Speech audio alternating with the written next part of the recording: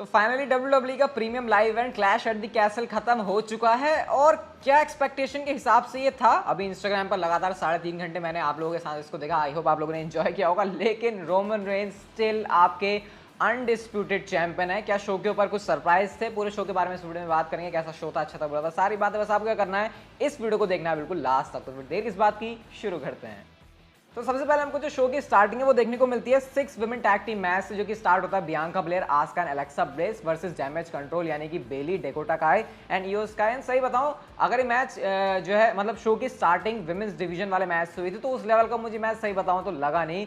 मतलब ये नहीं कह रहा इस मैच में कोई बहुत बेकार चीजें थी, लेकिन ट्रिपल एच के कंट्रोल में आने के बाद से जैसे मैं एक्सपेक्ट कर रहा था वैसा नहीं लगा मुझे। आस्का इस मैच में सबसे ज्यादा इंप्रेसिव लगेगा, सही बताऊं, आस्का और इयो स्काई। और जब भी ये दोनों रिंग में साथ में आ रहे थे तो वो मोमेंट में काफी इंजॉय कर रहा था। बाकी इसमें बेसिकली जो पूरी स्टोरी थी वो यही समझ में आई कि पंगा सिर्फ बेली और बियांका ब्लेयर का है। बेली को जो है बियांका ब्लेयर से चैंपियनशिप चाहिए और हमने मैच में यही देखा कि बेली ने अपना फिनिशर रोज प्लांट लगाया और उसके बाद इयो स्काई ने मून शॉट लगाया और बियांका ब्लेयर पिन हुई बेली के हाथों, जिससे क्लियर है हमको इनकी जो है राइवलरी देखने को मिलने वाली है आगे जाकर रॉ वुमेन्स चैंपियनशिप के लिए। बट ओपनिंग के हिसाब से मैच वैसे लगा नहीं। एक चीज मैं आपको और बता देता हूँ कि जो एंट्रेंस थी वो अच्छी थी, लेकिन ऐसा भी नहीं था कि कुछ बहुत अलग हो गया। मतलब जैसे हम एक्सपेक्ट करते हैं रेसलमेनिया के टाइम पर मैं सोचा था वैसा कुछ होगा, लेकिन उतना भी नहीं था, बट बेकार नहीं था। अब ये नहीं कह सकते कि कुछ बेकार था। जो ओवरऑल पूरा थीम था क्लैश एट द कैसल का, उसको देखने में काफी मजा आ रहा था। इसके बाद आता भाई शो के ऊपर मैच इंटरकॉन्टिनेंटल चैंपियनशिप के लिए शेमस और गुंथर के बीच में। और ये मैच नहीं था,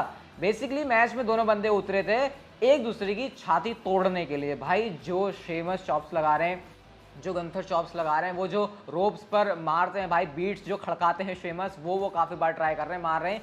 शेमस की लिटरली मैच एंड होने तक अगर आप पूरी चेस्ट देखोगे, इवन अगर आप उनके शोल्डर पे देखोगे, मेरे इंस्टाग्राम पर लाइव थे हम साथ में, तो मैंने आपसे कहा था नोटिस करो उस चीज को। भाई वो पूरी लाल हुई पड़ी है यार, इतनी बुरी मार उनको मारी गई है। शेमस ने मैच में कोशिश करी, इतना तगड़ा रिएक्शन मिल रहा था भाई शेमस को। गुंथर ऐसा लग रहा था कि भाई ये कहाँ से नेगेटिव पूरा फेस नेगेटिव वाला बंदा आ गया।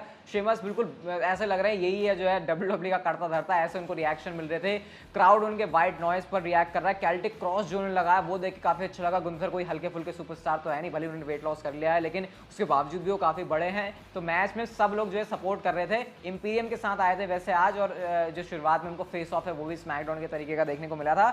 लेकिन मैच का रिजल्ट यार वैसा नहीं निकला जैसे मैं चाह रहा था, क्योंकि इस मैच के अंदर गुंथर ने एक बहुत तगड़ा लैरिएट मारा और शेमस को पिन करके उन्होंने अपनी इंटरकॉन्टिनेंटल चैंपियनशिप को रिटेन कर लिया है। मैं चाह रहा था कि इस मैच के अंदर जो है शेमस चैंपियन बन जाए, उनके पास जो है ग्रैंड स्लैम चैंपियन वाला खिताब मिल जाए, लेकिन वो चीज़ डब्ल्यूडब्ल्यूई ने कर ही रही है।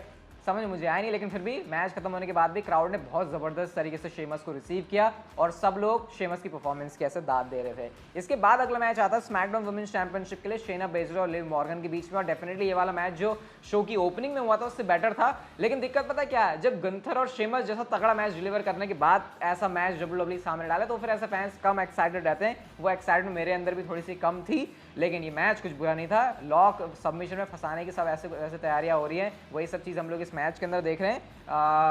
काफ़ी बैरिकेड के आसपास भी हम लोगों ने चीज़ें देखी, मतलब सब कुछ ही हो रहा है इस मैच के अंदर। ऐसा कोई स्पेसिफिक मैं ये नहीं कह रहा कि कुछ वाव वाला मूवमेंट था, एक नॉर्मल टाइप की रेसलिंग थी। बाकी मैच का रिजल्ट ऑब्वियसली लिव मॉर्गन के पक्ष में निकला, जब एंड में किरा फूडा क्लच के लिए जा रही होती है शेना बेजलर, लेकिन कोड ब्रेकर लगाने के बाद, अपना फिनिशर लगाने के बाद लिव मॉर्गन ने अपनी चैंपियनशिप को रिटेन कर लिया है, जो कि डब्ल्यूडब्ल्यूई का एकदम सही डिसीजन था। इसके बाद आता है match Rey Mysterio and Edge versus Judgment Day का, और एक्चुअल में इस मैच में काफ़ी केओटिक चीज़ें थी। सबसे पहले एज की एंट्री होती है मास्क के साथ में, जो अपने आप में एक बहुत ही अच्छी, यूनिक और मज़ेदार बात है। तो ये जो है काफ़ी देख के सही लगा। और एज और रे मिस्टीरियो मैच में पता है ऐसे टैग टीम बन के काम कर रहे हैं जैसे कि सालों से इनको टैग टीम में रहने का एक्सपीरियंस हो। एज की तरफ से आपको 619 मैच के अंदर देखने को मिल रहा है, तो भाई आप और क्या ही इस मैच में देखोगे। डोमिनिक मिस्टीरियो यहाँ पर मैच में इंटरप्ट करने की कोशिश करते हैं, रिया रिप्ली भी उनसे लड़ रही है, रिंग साइड के ऊपर दोनों लड़ रहे हैं, रे मिस्टीरियो उनके ऊपर कूद रहे हैं। रे मिस्टीरियो की आउटसाइड डाइव हमने देखी एज की तरफ से, काफ़ी ज़्यादा हमने हॉट टैग देखा जिस पर सबसे तगड़ा रिएक्शन एज को मिल रहा था अब तक जब तक शो चल रहा था। पूरा मजा आया इस मैच के अंदर, सब कुछ है। इवन जो एंडिंग थी वो तो और भी कमाल की थी, जब एज ने जो है स्पीयर लगाया, हाँ एज एंड में रे मिस्टीरियो ने 619 लगाया और एज ने स्पीयर लगाया, और इस तरीके से मैच में उनकी विक्ट्री हो जाती है। लेकिन मैच खत्म होने के बाद क्या होता है, डोमिनिक मिस्टीरियो का हील टर्न। सबसे पहले लो ब्लो मारा एज को, बाप समझाने चला बेटे को, तो रे मिस्टीरियो के ऊपर भी उन्होंने अटैक कर दिया और उनको भी उन्होंने धराशायी कर दिया, और उसके बाद डोमिनिक वहां से चले जाते हैं। भाई बहुत बढ़िया डिसीजन था ट्रिपल एच का, क्योंकि डोमिनिक का वाला जो कैरेक्टर था अब वो काम नहीं आ रहा था। तो फिर ये बहुत बढ़िया चीज़ उन्होंने करी कि उन्होंने डोमिनिक को ही जो है हील बना दिया। तो ये मेरे को बहुत बढ़िया डब्ल्यूडब्ल्यूई का डिसीजन लगा। मैं एक्साइटेड हूँ देखने के लिए आगे जाकर कि जो डोमिनिक है उनकी बुकिंग डब्ल्यूडब्ल्यूई किस तरीके से करती है, क्योंकि मैं पूरा एक्सपेक्ट कर रहा हूँ कि उनके साथ जो चीज़ें हैं वो बहुत बढ़िया होंगी और अच्छी होंगी। इसके बाद गाइस अगला मैच आता है रिडल वर्सेस सेथ रॉलिंस के बीच में। और रिडल ने आज क्या पहना हुआ था, यमराज जैसे सींग लगाए हुए थे डेविल जैसे, और साथ में उन्होंने डेविल वाले पंख लगाए हुए थे। उनकी तो जो पोशाक है वो हमेशा ही काफ़ी अच्छी रहती है, और उनके गाने पे वो जो ऐसे ऐसे ऐसे ऐसे ऐसे करके जो गा रहे थे साथ में सेथ रॉलिंस, वो क्राउड पूरा मिलके, वो काफ़ी अमेजिंग मूवमेंट था। रिडल तो चढ़ गए पूरे सेथ रॉलिंस के ऊपर कि इनको वो तोड़ देंगे फोड़ देंगे। वो हमने पूरी चीज़ यहाँ पे देखी। सेथ रॉलिंस की तरफ से पेडिग्री देखी, उनकी तरफ से ब्रो डेरिक देखा, रिडल की तरफ से हम लोगों ने फ्लोटिंग ब्रो देखा। सारे तगड़े तगड़े मूव्स थे, इवन चेयर लेकर भी यूज़ करके उन्होंने मारने की कोशिश करी, हालांकि वो मूव उनका सक्सेसफुल होता नहीं है। भाई सेथ रॉलिंस ने जो रैंडी ऑर्टन की विंटेज डीडीटी लगाई, उसके बाद वो जो आरकेओ की तैयारी कर रहे होते, भाई मज़ा आ गया मुझे वो चीज़ देख के। आपने लाइव रिएक्शन इंस्टाग्राम के ऊपर देखे होंगे तो आपने देखा होगा, मैंने उस मूवमेंट को काफ़ी एंजॉय किया था। लेकिन कुछ स्कैम हो गया रिडल के साथ में। जब वो रिंग में घुस ही रहे होते उसी टाइम पर उन्होंने स्टॉम्प मारा, और उसके बाद मिडिल रोप पे चढ़ के भी सेथ रॉलिंस ने स्टॉम्प मार के रिडल का काम तमाम कर दिया, और इस तरीके से सेथ रॉलिंस ने यहाँ पर रिडल को हरा दिया है। एंड सही डिसीजन है वैसे मेरे ख्याल से ये। अभी मुझे लगता नहीं है कि सेथ रॉलिंस मानने वाले हैं और रिडल भी मानने वाले हैं। अभी इनके बीच में कहानी मुझे लगता है कि डब्ल्यूडब्ल्यूई को और ज़्यादा आगे बढ़ानी चाहिए। लेकिन गाइस हम लोग बात करते हैं शो के मेन इवेंट की, जहां पर मैच था अनडिस्प्यूटेड डब्ल्यूडब्ल्यूई यूनिवर्सल चैंपियनशिप के लिए Roman Reigns versus Drew McIntyre. Ring side के ऊपर टायसन फ्यूरी और कैरन क्रॉस थे। मैच में कैरन क्रॉस की तरफ से इंटरप्ट चीजें होती हुई देखी, जिसका फायदा उठाया रोमन रेंस ने। एंट्रेंस की बात करूं तो सही में ड्रू मैकिंटायर का ब्रोकन ड्रीम्स वाला थीम प्ले हुआ, लेकिन वो एक्चुअल में उनकी एंट्रेंस के लिए नहीं था, वीडियो पैकेज के लिए था। कुछ ऐसे बहुत खास मुझे ड्रू मैकिंटायर की एंट्रेंस लगी नहीं, जैसा एटलीस्ट हम रिपोर्ट्स में सुन रहे थे। इवन उनकी जो एंट्रेंस है वो भी पहले हुई थी रोमन रेंस से, तो एक्चुअल में जो रिपोर्ट्स थी वो यहाँ पर सही नहीं थी। अब मैच स्टार्ट होता है, बहुत स्लो पेस पर था शुरू में, मुझे पता है आप लोगों ने इसे एंजॉय नहीं किया होगा, लेकिन जैसे जैसे मैच ने स्पेस पकड़ी, ड्रू मैकिंटायर को जो रिएक्शंस मिल रहे थे जब उन्होंने किप अप करी, जब वो ऐसे अपने बाल पीछे झटका रहे थे, जो क्राउड उन पर रिएक्शन दे रहा था वो बहुत ही ज़्यादा मस्त थे। उसको देखने में काफ़ी ज़्यादा मज़ा आ रहा था। रोमन रेंस को क्राउड नेगेटिवली बू कर रहा है, रोमन रेंस क्राउड को चुप करा रहे हैं, इवन वो एक्नॉलेज मी भी कहते हैं, और उस पर उनको ग्लासगो किस भी पड़ जाती है। सब कुछ हो रहा है मैच के अंदर, लेकिन रोमन रेंस के स्पीयर पर किक आउट करते हैं ड्रू मैकिंटायर। रोमन रेंस का सुपरमैन पंच भी उन्होंने कहा है, गिलेटिन चोक भी कहा है। ड्रू मैकिंटायर मानने को तैयार नहीं है। अब मुझे ऐसा लग रहा था मैच के अंदर, भाई ड्रू मैकिंटायर को कैसे हरा सकते हैं रोमन रेंस, ड्रू मैकिंटायर कैसे हार सकते हैं रोमन रेंस से। ड्रू मैकिंटायर ने क्लेमोर किक मारी और उस पर रेफरी को भी वो सुत गई। अब यहाँ से कहानी में बहुत तगड़ा जो है मस्त एलिमेंट्स ऐड होने शुरू हुए। ऑस्टिन थियरी आते हैं कैश इन करने के लिए, टायसन फ्यूरी ने उनको साइड लगा दिया, उनको कैश इन उन्होंने करने ही नहीं दिया। और उसके बाद रिंग के अंदर हम लोग देखते हैं ड्रू मैकिंटायर ने क्लेमोर मार दी, पिन फॉल करने लगे, रेफरी ने पिन करना शुरू कर दिया।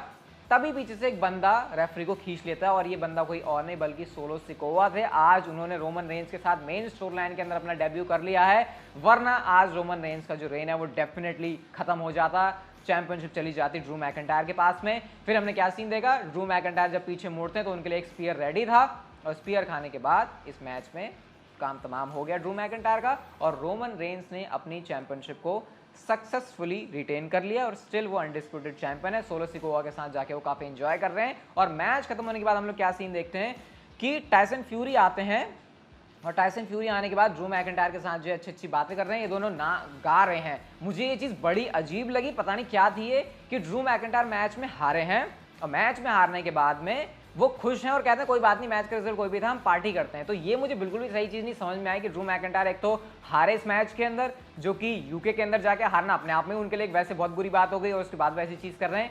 अब अगर हम बात करें क्लैश एट द कैसल, क्या वैसा पेपर व्यू था जैसा हम लोग एक्सपेक्ट कर रहे थे?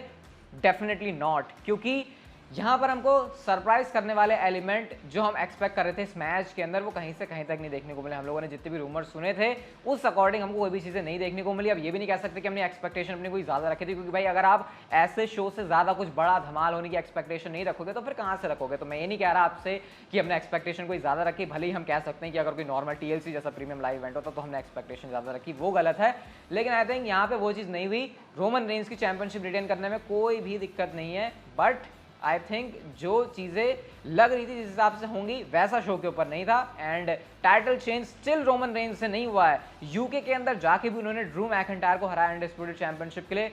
It is a very big deal. और इससे हमको पता चलता है कि जो ट्राइबल चीफ का रेन है वो कितना स्ट्रॉन्ग है और जो उनके 700 दिनों से भी ज़्यादा का रेन है वो स्टिल कंटिन्यू रहेगा। डेफिनेटली कुछ डिसअपॉइंटिंग चीज़ें थी शो से, बट फिर भी ओवरऑल क्राउड ने आज के शो को बहुत ज़्यादा जानदार मज़ेदार बनाया। आप लोग मुझे बताना आपको क्लैश एट द कैसल कैसा लगा, कमेंट सेक्शन में बताना। ये वीडियो अच्छी लगी तो like share subscribe, notification bell को ऑन कर। तो रिंग लाइट मेरी बंद हो गई, बट कोई बात नहीं।